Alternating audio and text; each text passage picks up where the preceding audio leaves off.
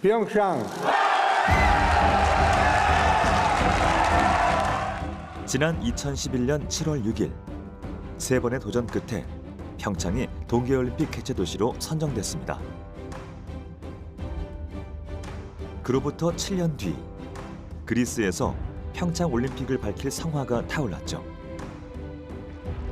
채화된 성화는 인천을 시작으로 전국 2018km를 누비며 하나된 열정으로 빛났습니다. Call on all countries to participate in the 2018 Winter Olympics. Let us demonstrate once again the power of sport to bring us together and to overcome political, cultural and historical divides. 100년의 역사를 가진 전 세계인의 축제. 그리고 이제 평창을 뜨겁게 밝힐 동계올림픽 성화. 그 감동의 순간들을 만나봅니다.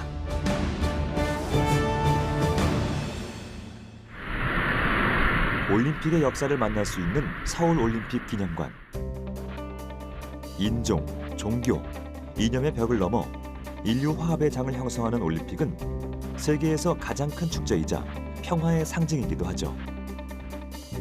그렇다면 겨울 스포츠 종목을 대상으로 4년마다 개최되는 동계올림픽은 언제부터 시작됐을까요?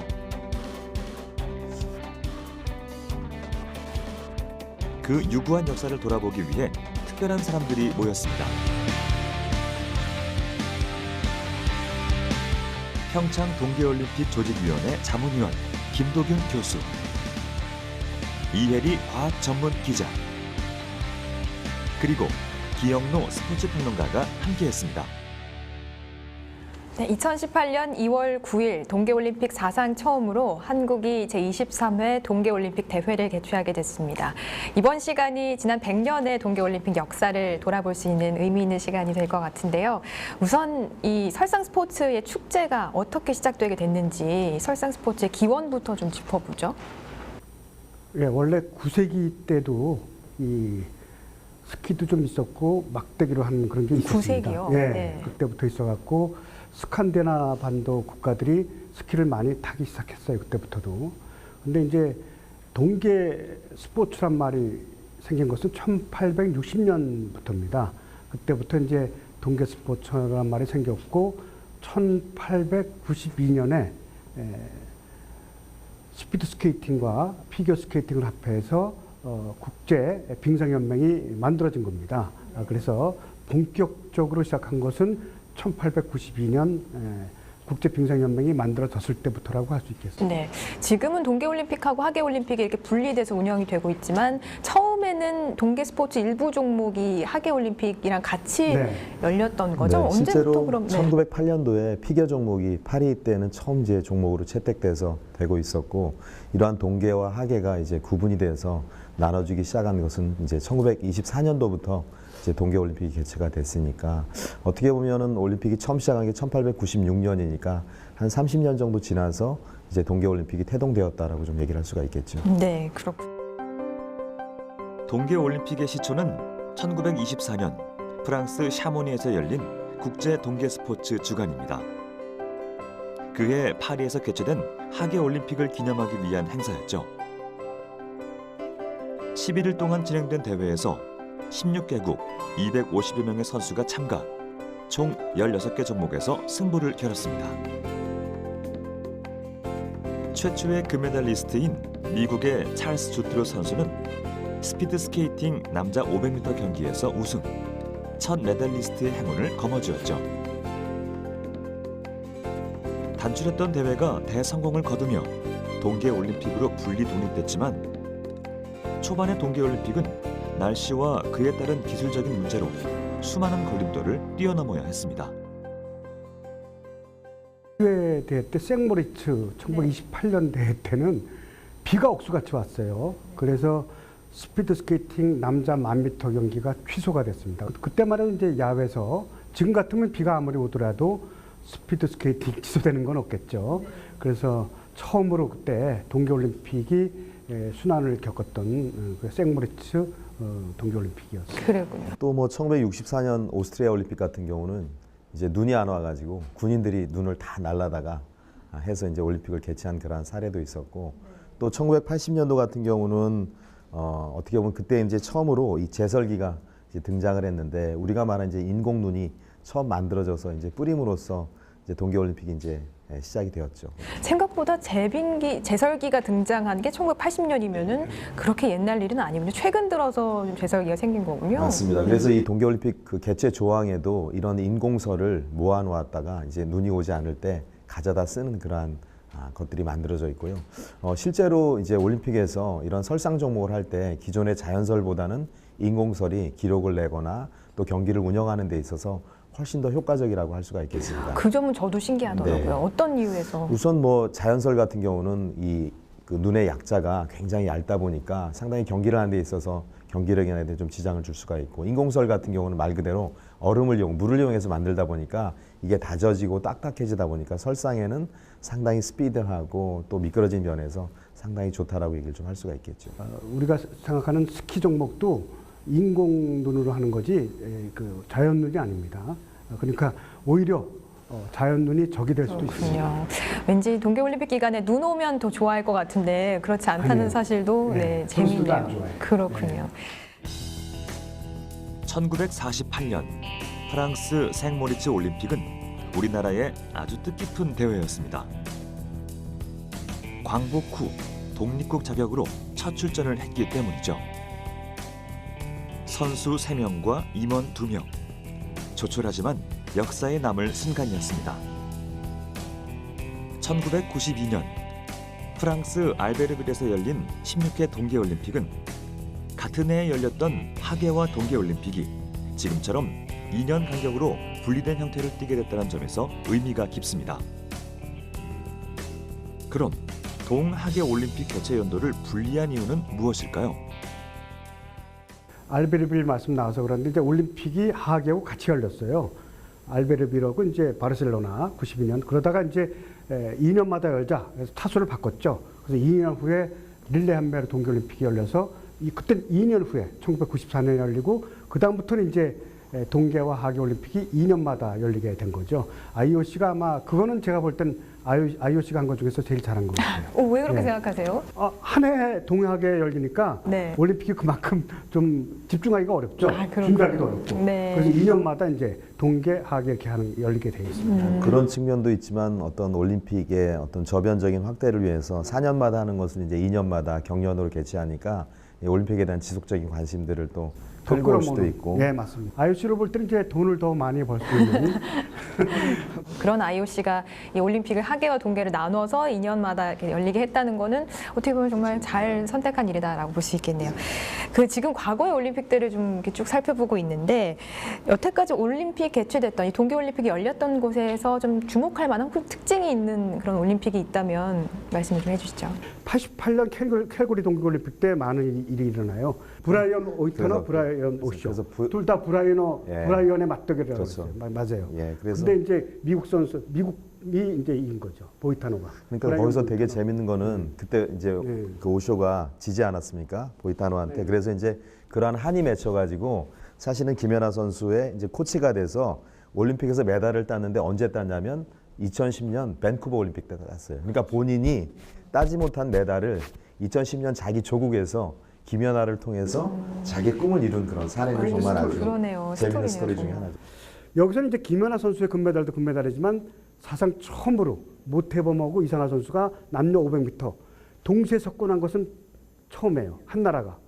스피드 스케이팅이 동계올림픽의 꽃인데 여기서 남자 500m와 여자 500m는 꽃 중에 꽃인데 이걸 한 나라가 다 동시에 했다는 거는 처음이에요. 앞으로도 아마 좀 어려울 것 같은데.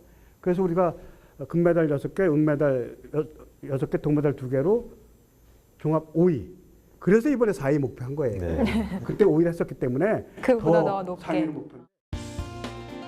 그렇다면 대한민국의 동계올림픽 첫 금메달의 주인공은 누구일까요? 선수들이 두각을 나타내기 시작한 건 1992년 프랑스 알베르빌 대회에서 쇼트트랙이 정식 종목으로 채택되면서부터죠. 그 영광의 주인공은 김기훈 선수였습니다. 그는 스케이트 날 들이밀기라는 신기에 가까운 기술을 선보이며 쇼트트랙 1000m와 5000m 계주에서 연달아 금메달을 따냈습니다. 동계올림픽 출전 44년 만에 이룩한 첫 쾌거였죠.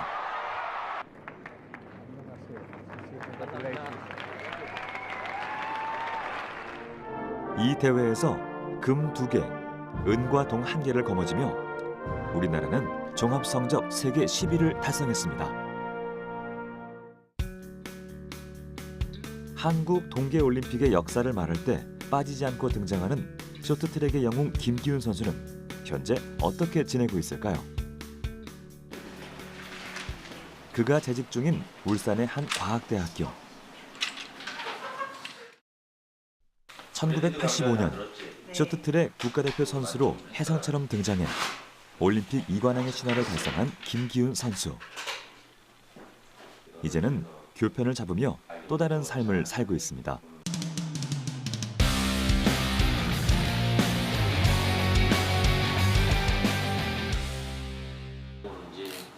선수 생활을 마감한 후에도 후황양성에 혼신의 힘을 쏟는 그.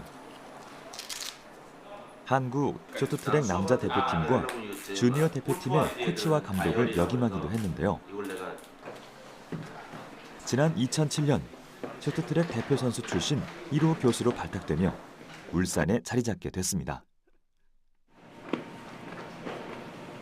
유능한 스포츠 지도자를 배출하기 위해 실전의 경험을 살려 학생들에게 스포츠 심리학을 가르치고 있죠. 안 배운 것도 알아서 타봐.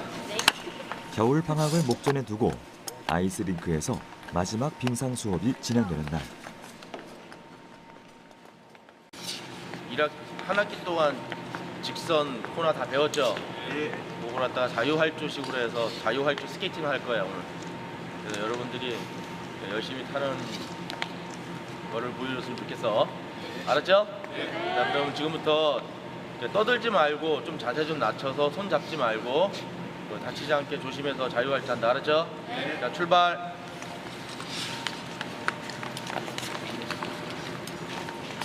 그때 프로 선수가 일반 학생들한테 기술을 설명하고 가르친다는 게 쉽지만은 않은 일일 텐데요.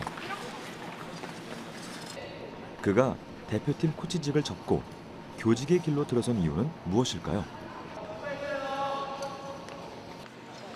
제가 이제 국가대표 상비군, 또 국가대표 주니어 대표 선수들, 또 국가대표 선수까지 지금 일선에서 지도자로서 이제 선수들을 지도하면서 또 이제 메달도 따고 그런 걸 했었어요. 선수 생활도 했었고. 이제 그랬었는데 이제 뭐냐면 이제 박사 과정을 하고 해서 박사학위를 받고 나니까 저하고 똑같이 훈련을 했던 또 선생활했던 그 선수들이 은퇴를 하고 지도자들을 많이 하고 있어요. 그러니까 좋은 지도자들이 많기 때문에 저는 이제 지도자보다는 후진을 위해서 이제 좀 이론적으로 또 이제 제가 배웠던 거를 답습하는 게 아니라 이론적인 거를 갖다가 제가 배웠던 거하고 접목해갖고 선수들한테 조금이라도 도움이 될 수 있는 그런 걸 좀 연구 뭐 이렇게 노력해보고자 해서 이제 전향을 하게 된 것 같습니다. 선수 시절 알베르빌의 영웅, 벤버의 연인처럼 수많은 수식어가 따라다녔던 김기훈 교수. 시간이 흘러도 그 인기는 여전합니다. 대단하다고 느꼈어요. 왜냐면요, 저희 엄마도 알더라고요, 교수님을. 그래가지고 진짜 유명하신 분이었구나 싶었어요. 되게 놀랐어요. 왜냐면 주변에서 금메달 따신 분들 보기 진짜 드물잖아요. 근데 저희 눈앞에서 이렇게 가르쳐주고 있다는 게 정말 놀랐습니다.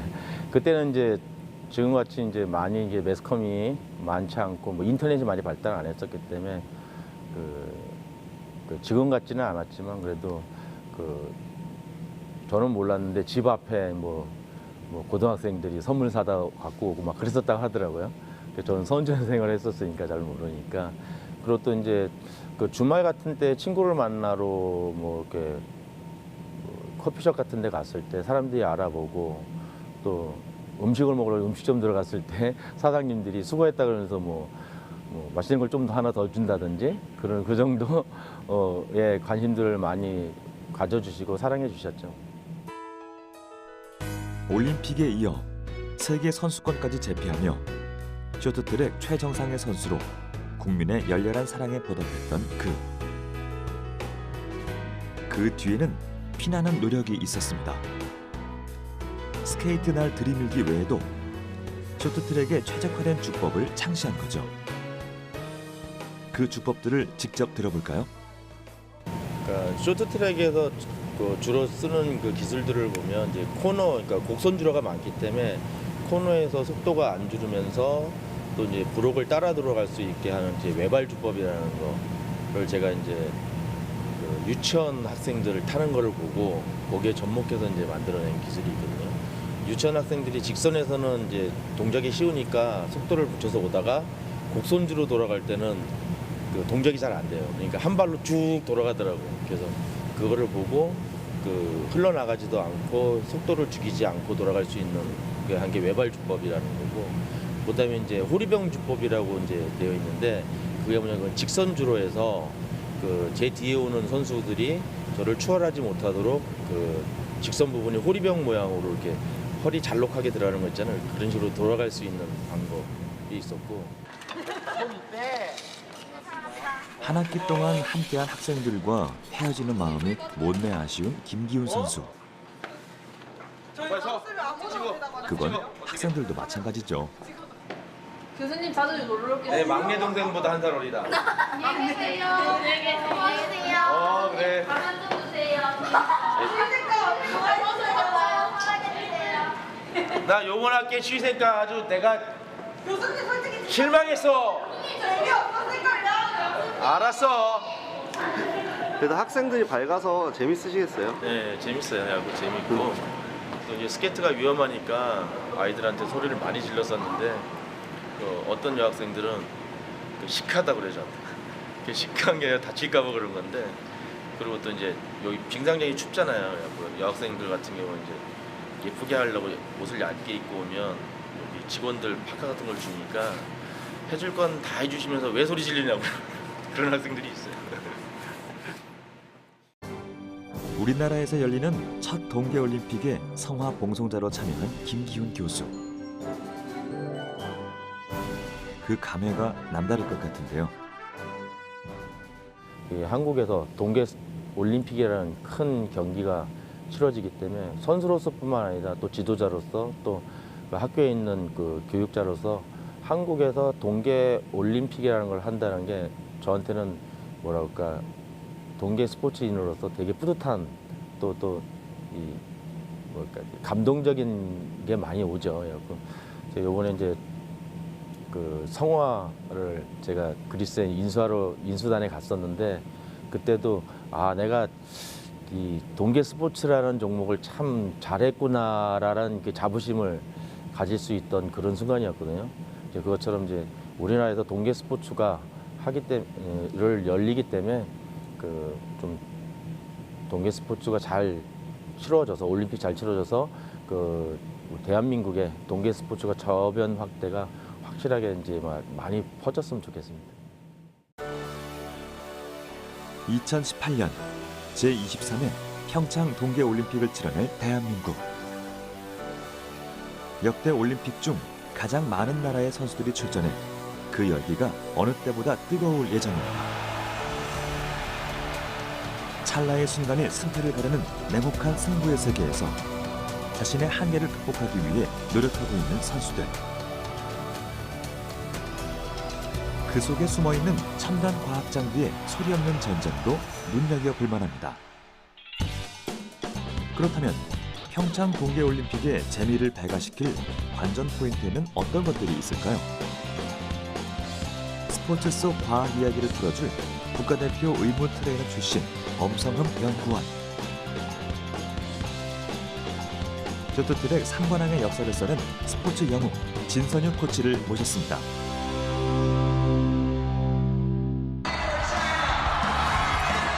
(2006년) 토리노 동계올림픽에서 한국 올림픽사에 새로운 이정표가 세워졌습니다.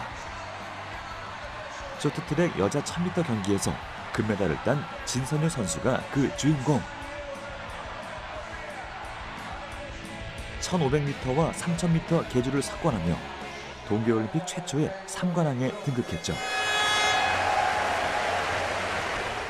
한국 여자 쇼트트랙의 간판 스타로서 입지를 굳힌 순간이었습니다. 이게 그 쇼트트랙은 날이 먼저 통과하는 것이 중요하죠. 그래서 그 뒤로도 뭐 김동성 선수나 전희경 선수도 많이 좀 썼던 기술인데 뭐 그 대회 이후에 2006년 이탈리아 토리노 동계올림픽도 빼놓을 수가 없어요. 명장면들이 많이 탄생했는데요. 그 주인공이 또 이 자리에 오셨어요. 지금은 이제 코치로 활동하고 계시고 2006년에 그 한국 올림픽 단일 대회에선 최초로 3관왕의 주인공이셨어요. 되게 그런 좋은 성과가 나올 거라고 좀 기대를 하셨나요? 이제 제가 국가대표 2년차 때 이제 올림픽이 치러졌었는데 솔직히 그 전까지만 해도 그렇게 별로 안 유명한 선수였는데 그 해 갑자기 좀 성적이 그 전 때부터 좀 나다 보니까 갑자기 이제 기대주로 받으면서 이제 좀 부담감이 더 컸던 건 사실이고요. 저도 이제 이렇게 큰 대회는 처음이었으니까 그랬는데 그래서 금메달 원래는 하나가 목표였는데 그렇게 네, 3개를 딸 줄은 네, 겸손한 말씀인데. 그때가 고등학생이셨죠? 네, 고2였습니다. 연구원님 어떠셨어요? 경기 네. 보셨을 때 또 소감도 남달랐을 것 같은데 2년도 있으셨죠? 예, 맞습니다. 저는 이제 선수들, 쇼트트랙 선수들의 재활과 체력을 담당하고 있었는데요. 그때 우리 진선유 선수는 워낙 그 기대주로 이제 눈에 띄는 선수 중에 한 명이었어요. 네, 특히나 그 당시에 또 고등학생 선수였음에도 불구하고 일반 남자 선수들 못지않는 체력으로 산 뛰고 이런 것들을 잘했던 선수였거든요. 그래서 이렇게 또 기대를 모으고 있던 또 제가 그 함께 하고 있던 선수가 금메달을 따게 돼서 사실 너무나 전 TV로만 응원을 했는데 너무나 사실 기뻤습니다. 그래서 역사적으로 정말 이 3관왕이라는 게 사실 얼마나 그렇죠. 대단한 일입니까? 그때 좀 기억나는 에피소드도 있었을 것 같은데.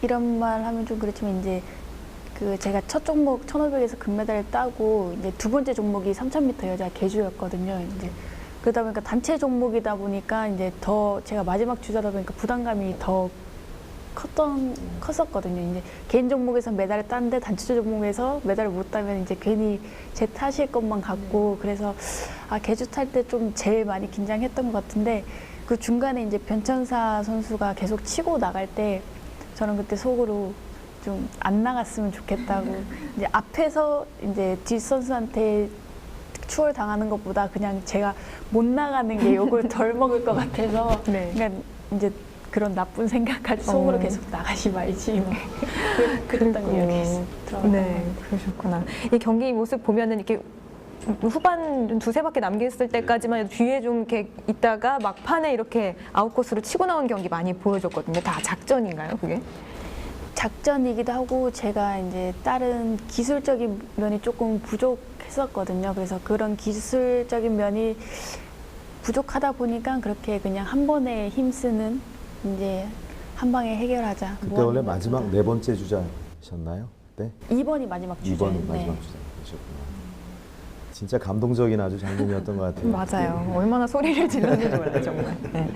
자, 그래서 지금은 또 무교로 돌아가셔서 코치 활동하고 계시는데 이 한국에서 그러니까 평창에서 열리는 동계올림픽 좀 남다를 것 같아요. 앞두고 좀 준비하시는 게 있으면 뭐가 있을까요? 일단 우리 학교 선수로서 이제 피겨 선수만 평창에 이제 출전을 할 것 같고요. 그 다음에 이제 저는 이제 선수로는 출전을 못하다 보니까 아마 해설위원으로 현장에서 아마 평창 올림픽을 중계할 것 같습니다. 네. 그 이후에 뭐 쇼트트랙은 뭐 지금까지도 사실 가장 유력한 우리나라 효자 종목인데요. 자, 앞으로도 또 우리 평창 올림픽에서 우리 선수들이 좀 많이 활약해줬으면 좋겠네요. 네. 111.12m의 아이스링크 트랙에서 펼쳐지는 쇼트트랙은 대한민국 동계올림픽의 역사라고 해도 과언이 아닙니다. 대회에서 획득한 53개의 메달 중 42개가 메달 받친 쇼트트랙에서 나왔죠. 그리고 이 화려한 금빛 질주의 역사 속에는 숨은 조력자가 있습니다. 바로 선수들의 경기복이죠. 자, 이 쇼트트랙 선수들이 입는 옷이 또 굉장히 과학적인 요소가 많이 들어있다고 하더라고요. 아무래도 이제 안전과 이런 스피드 면에서 도움이 될 수 있게끔 설계가 됐다고 하는데 이와 관련된 좀 재미있는 에피소드 어떤 게 있을까요? 네, 특히나 이 쇼트트랙 같은 경기에서는 안전이 정말 중요시 여겨집니다. 그래서 이 쇼트트랙에서는 이 스케이트 날이라는 어떻게 보면 가장 또 날카롭고 또 신체에 넘어지면서 접촉이 됐을 때 부상으로 이어질 수가 있는데요. 이때 중요한 부위는 방탄 소재로 만들어져서 신체를 좀 보호할 수 있게끔 구성이 되어 있습니다. 특히나 이 올림픽을 준비하면서는 각국의 그 스포츠 기업들도 많은 연구와 투자를 해서 경기력을 증진시키기 위한 그 방법을 하고 있는데요. 특히나 미국이나 영국 같은 나라에서는 선수들 종목별로 이 전문적인 유니폼 개발에 힘을 쓰고 있다고 합니다. 특히 영국의 앨리스 크리스티 선수를 이제 제가 잠깐 만나게 됐었는데요. 그때 선수들 이야기를 들었을 때는 선수들도 자기 유니폼을 그 경기가 끝나면 회수해서 소각을 해버린다고 합니다. 이런 비밀이 외부로 나가지 않도록. 그래서 국내에서도 이런 특히나 공기 저항이라든지 선수들의 부상 예방 그리고 선수들의 그 기능 증진을 위한 근육 서포터 기능 등을 연구해서 유니폼에 접목을 시키고 있습니다. 투 같은 경우는 이제 장갑도 중요하잖아요. 예. 코너링 할 때 이제 예. 직구도기 때문에 장갑도 많이 발전됐을 것 같아요. 예. 그 장갑이요. 원래 개구리 장갑이라고 그래가지고 개구리 손처럼 그 끝 부분에 뭐 이렇게 붙였죠. 그래가지고 마찰력을 최소화시키면서 어떤 속도를 줄이지 않고 날려나갈 수 있도록 그렇게 설계한 제품들이 나왔는데 사실 그 제품의 시초를 보니까 1992년도에 우리나라 그 감독과 선수들이 한 그게 최초로 사용했던 그 사례가 된다라고 이렇게 기록에 나와 있더라고요. 쇼트트랙과 스피드 스케이팅의 경기복엔 숨겨진 소재의 비밀이 있습니다. 낮은 자세를 유지하기 위해 기역자 형태로 디자인됐고 표면은 공기 저항을 덜 받기 위해 작은 돌기들과 홈으로 마감했죠. 또 마찰이 많은 허벅지 부분은 신축성이 강한 마찰 방지 소재로 처리해 경기력을 높였습니다. 경기복 자체가 첨단 과학의 집약체인 셈이죠. 그런 얘기 있더라고요. 이게 올림픽 경기는 99% 어떤 선수의 노력과 1%의 과학으로 완성되는 뭐 작품이다라고 얘기하는데 요즘에 그 1%의 역할도 굉장히 중요해지고 있는 것 같아요. 최근에는 그래서 그런 걸 이제 기술적인 도핑이다라고 그러죠. 어떤 신체적인 도핑이 아니라 기술적으로 이렇게 장비라든가 이런 것들을 개발해서 기록 단축이라든가 또 사실 보는 사람들에겐 굉장히 흥미거리나 재미거리, 이야기거리 되는 것이 또 이런 소재들에 대한 얘기가 되기도 하고요. 네. 그래서 어떻게 보면 올림픽은 이런 체력적인 전쟁이지만 사실은 과학, 그렇죠. 기술 이런 것과 전쟁이다라고도 얘기를 좀 할 수가 있겠죠. 그럼 과연 평창 동계올림픽에서는 어떤 기술들이 좀 보여질까요?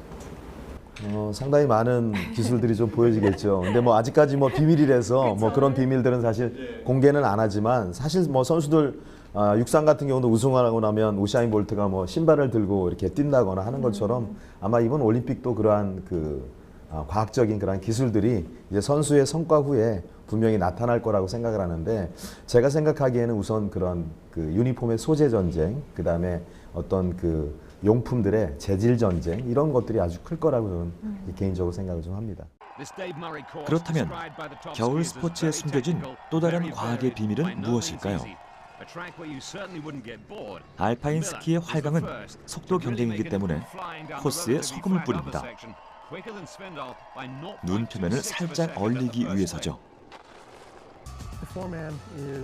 평창 동계올림픽을 앞두고 많은 관심이 모아지고 있는 봅슬레이는 첨단 과학의 대결장이라고 해도 손색이 없죠. 세계적인 자동차 브랜드들이 봅슬레이 썰매 제작에 뛰어들었습니다. 신소재의 활용 등 최신 자동차 기술이 상당 부분 응용된다네요.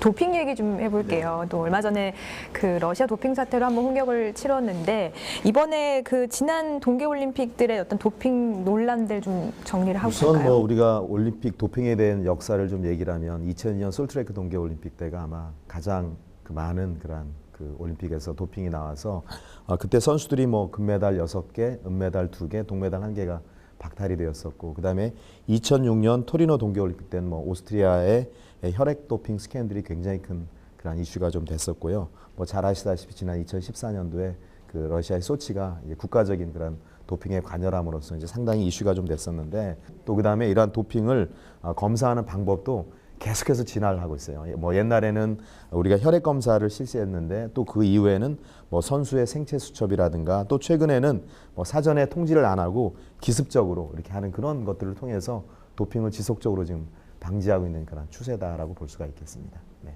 진선율 코치도 선수 시절에 도핑 검사 받으신 적 있으시죠? 네, 그래서 저는 잘난 척은 아닌데 이제 한참 1등을 계속 할 때는 1등 선수는 계속 도핑을 했었거든요. 네. 그래서 시합 전에 화장실을 미리 가지 않습니다. 끝나고 바로 그냥 이제 소변 검사로 도핑을 네. 하기 때문에 미리 화장실을 가지 않고 경기 끝나고 도핑하고 빨리 집에 가고 싶은 마음에 네, 그냥 끝나자마자 바로 출동해서 그냥 10분 만에 끝내고 네, 퇴근을 하는.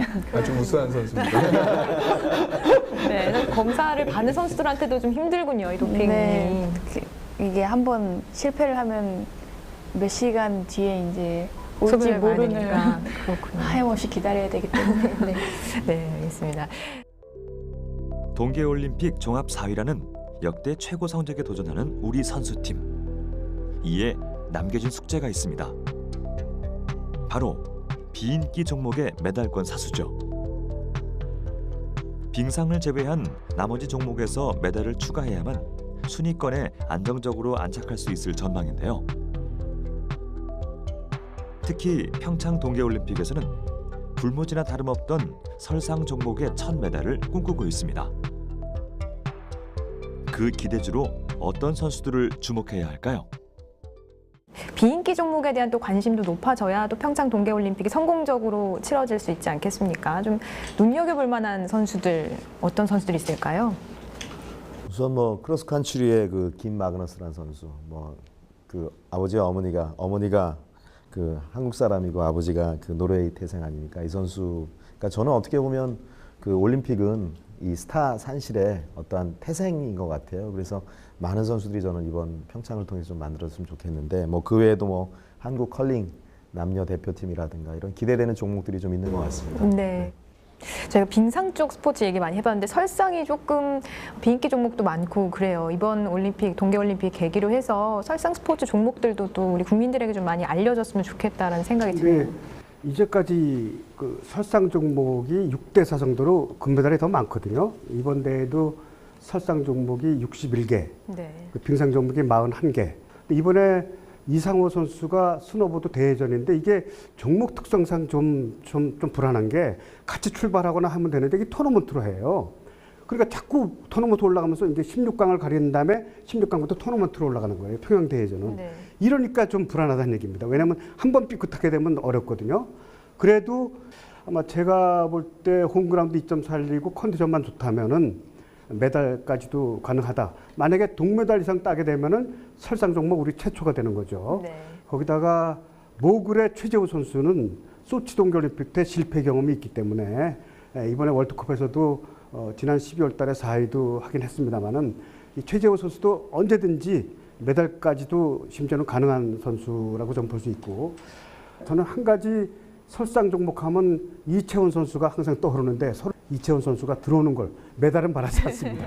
들어오는 걸 한번 꼭 보고 싶습니다. 마지막 은퇴 경기거든요. 네. 예.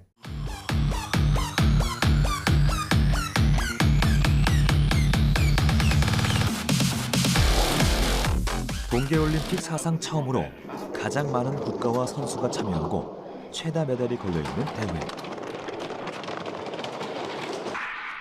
4개의 신규 종목 추가로 더욱 젊고 다이나믹해질 2018 평창 동계올림픽.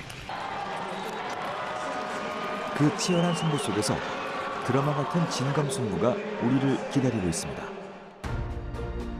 역사의 한 페이지를 장식할 세기의 대결은 무엇일까요? 올림픽 하면 또 이 라이벌전을 또 빼놓을 수 없잖아요. 또 라이벌전이 더 재밌기도 하고요. 이번 동계올림픽 때 있을 라이벌전 어떤 게 좀 기대해 볼 만할까요?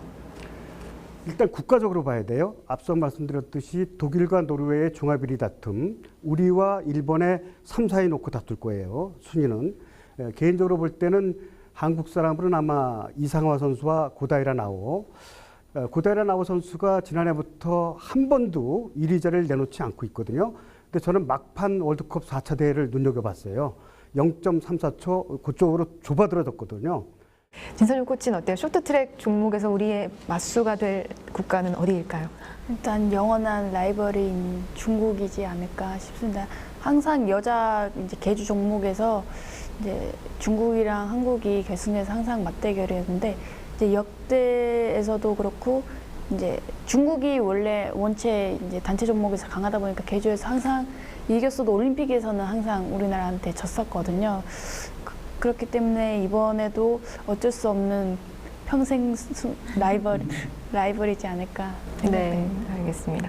재밌는 경기가 벌써부터 좀 기대가 되네요. 자, 지금 잘 이제 평창 올림픽 치르기 위해서 준비를 하고 있는데 조직위에서 이 평창 동계올림픽 막바지 이제 마무리 준비하고 있죠. 어떤 노력들 좀 하고 있을까요? 우선 잘 아시다시피 이제 사실 날씨가 어떻게 되느냐에 따라서 상당히 이제 올림픽의 성공적인 개최 여부가 결정이 되기도 하는데 그러니까 날씨를 대비한 여러 가지 프로그램들 준비를 하고 있고요. 그다음에 이제 평창 올림픽을 어떻게 하면 고품격의 문화 올림픽으로 가져가느냐 해서 경기 외에도 이제 대한민국이 가지고 있는 여러 가지 문화적인 활동들을 저희가 계획들을 많이 하고 있고 또 그 외에 뭐 최고의 ICT 올림픽이라든가 또 언어 장벽이 없는 올림픽이라든가 또 이런 어떤 또 올림픽을 통해서 또 지속 가능한 그러한 어떤 올림픽의 유산을 남기는 이런 어떤 평창만의 독특한 시설과 또 문화와 그 다음에 여러 가지 지속적인 유산을 남기기 위한 그런 노력들을 지금 하고 있습니다. 전 세계가 주목하는 2018 평창 동계올림픽. 올림픽 기간 동안 타오를 상화처럼 국민들의 뜨거운 관심이 필요한 때입니다. 남북한 인구수를 상징하는 상화 봉송주자 7,500명처럼 평화를 염원하는 한마음 한뜻으로 101일간 대한민국을 환히 비춘 상화. 이 기회로 우리는 세계에 우리의 아름다운 유산과 기술력을 널리 알릴 수 있었습니다. 로봇과 사람이 화합해서 이 일을 진행했다는 게 더 큰 의미가 있다고 생각하면서 작은 불꽃이지만 이것이 크게 발전하는 하나의 불씨가 됐으면 하는 그런 바람입니다. 성화는 성스러운 불이란 뜻으로 올림픽 성화봉은 기상 악조건 속에서도 불꽃이 꺼지지 않게 설계됩니다. 그럼 강풍과 폭설은 물론 바닷속에서도 활활 타는 성화의 비밀은 무엇일까요? 평창 동계올림픽 성화봉의 모토는 꺼지지 않는 불꽃으로 항공기 엔진을 만드는 우리의 기술력으로 제작됐습니다. 평창의 추위와 바람, 눈 등 악천후의 기상 조건에도 끄떡없도록 모든 기술력을 집중했죠. 이렇게 만들어진 성화봉은 섭씨 영하 35도에서 영상 30도, 초속 35m의 강풍과 해발 2000m의 극한 환경에서 최소 15분 이상 불꽃을 유지할 수 있도록 설계됐습니다. 그 비밀은 내부 설계에 있죠. 이게 보시는 것처럼 이 버너 시스템이 이 안에 이제 삽입이 되어 있고요. 여기 보면 크게 보면 세 가지 특징이 있어요. 그래서 가장 보이는 데부터 설명을 드리면 이 보시는 이 위에 캡 구조가 세 겹으로 되어 있잖아요. 이건 어떤 기능이 있냐면 이제 동계올림픽이다 보니까 밖에서 눈이나 비나 이런 악천후 상황이 분명히 올 거거든요. 그래서 이게 그런 것들이 그 외부에서 영향을 최소화시킬 수 있도록 눈이나 비가 오면 이것들이 바깥으로 흘러나갈 수 있도록 유수가 될 수 있도록 우산형 구조 또는 기화형 구조로 해가지고 이렇게 설계가 되어 있고요. 외부에서 보시면 보이지 않으시겠지만 이 안에 보면은 플랫한 어떤 정말 화염이 나오는 데가 있고요. 그 위에 보면은 4개의 격벽이 있어요. 4개의 격벽은 뭐냐면 밖에서 이게 아까는 이제 강우나 뭐 강설에 대해서 설명을 드렸고 이 4개의 그 격벽은 그 바람에 강풍에 견디기 위해서 설계가 되어 있는데요.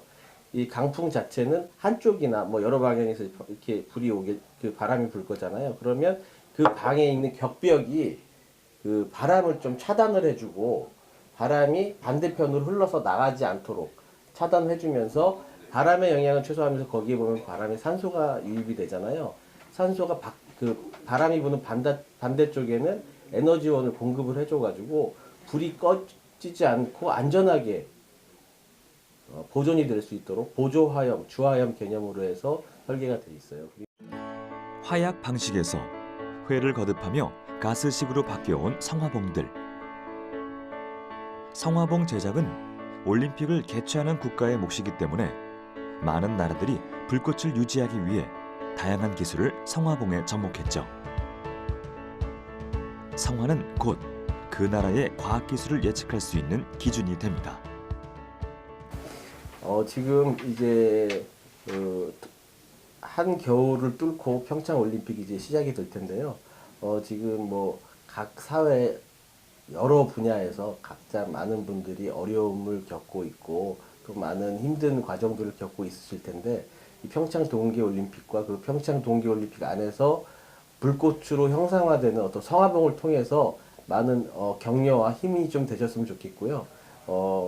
하나의 국민으로 뭉치는데 저희 성화봉이 조금이나마 역할을 했으면 큰 보람이 되겠습니다. 평창 올림픽의 시작을 알리는 성화가 88 서울 올림픽 이후 30년 만에 한국에 도착했습니다. 강원도 평창에서 2018년 2월 9일부터 25일까지 17일간 개최되는 평창 동계올림픽. 이번 올림픽을 통해 우리나라는 세계 4대 스포츠 행사를 모두 개최한 그랜드슬램 6개국 중 하나가 됩니다. 세계인의 대축제이자 스포츠 정신의 산실인 2018 평창 동계올림픽은 과연 세계인에게 어떻게 기억될까요? 이 88 올림픽 이후로 30년 만에 열리는 네, 동계 올림픽이죠. 이게 뭐 단순한 스포츠 이벤트로 그치는 것이 아니라 평화와 번영을 좀 기약할 수 있는 출발선이 됐으면 좋겠는데요. 마지막으로 이제 평창 동계 올림픽 열리기 이제 직전인데 한 말씀씩 부탁드릴게요, 우리 대선 후보지. 일단 올림픽이라는 큰 무대에 이제 나가는 것만으로도 굉장히 많은 긴장과 부담이 될 텐데 한국에서 열린다는 게 솔직히 홈 어드밴티지도 있지만 더 심리적으로는 더 부담이 될 수도 있거든요. 이제 국민들한테 그만큼 기대를 주신 만큼 이제 보답을 해야 되기 때문에 더 큰 부담이 있을 텐데 그래도 지금까지 선수들이 피땀 흘려서 노력을 많이 했으니까 좋은 결과로 잘 마무리됐으면 좋겠어요. 정말 선수들은 이 대회 한 번을 위해서 평생을 준비를 해온 선수들이 많습니다. 이제 그 KTX가 개통이 돼서 1시간 반이면은 경기장까지 가볼 수가 있는데요. 많은 분들이 관심을 갖고 경기장을 찾아주셔서 우리 선수들의 멋진 모습을 함께 응원해 주셨으면 좋겠습니다. 그러니까 이번에 올림픽은 우리가 3최라 그래요. 첫 번째 최고는 뭐냐면 최다가 뭐냐면 올림픽의 금메달이 102개로 제일 역대 올림픽 중 가장 많고 네. 그다음에 최다 참가국 95개 이상의 국가가 참가를 하고 그다음에 최다 많은 선수들이 참석을 한다. 그래서 한 2,900명. 그래서 네. 다른 역대 대회보다도 가장 많은 메달과 가장 많은 국가와 가장 많은 선수가 참여하는 올림픽이 평창이다라고 할 수가 있는데 그러니까 어떻게 보면 뭐 이 동계올림픽은 개최지로 보면 이제 미국이 4번 제일 많이 개최를 했고 그다음에 이제 프랑스가 3번, 네. 그다음에 이제 6개 나라가 이제 2번씩 개최를 했고 그다음에 한 번씩 개최한 나라 중에 이제 대한민국이 이번에 처음 들어간다라고 할 수가 있는데 네. 사실 올림픽의 이 동계올림픽 개최는 하계하고는 다르게 뭐 이런 경제적인 수준이나 또 동계 스포츠가 있는 나라만이 개최를 하다 보니까 그 개최한다는 것 자체가 하나의 이슈가 되고 하나의 국가를 상징하는 그런 계기가 된다고 할 수가 있겠습니다. 이제까지 우리가 큰 메가 스포츠에서 3위한 적이 없어요. 네. 2002 한일 월드컵 때도 4위에 그치지 않았습니까? 터키한테 져서.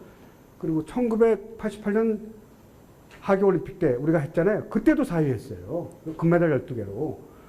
그래서 저는 이번에 금메달 8개 목표를 하고 있는데 최대전 10개까지 잡거든요. 그래서 사상 처음 메가 스포츠에서 금메달 10개 가까이 가서 3위까지 하는 거를 전 예상을 하고 있습니다. 네. 10개 충분히 가능하다고 보고 있습니다.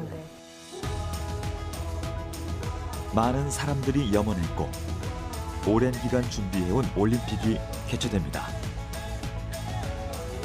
70억 세계인의 눈과 귀가 대한민국으로 집중되는 2018 평창 동계올림픽.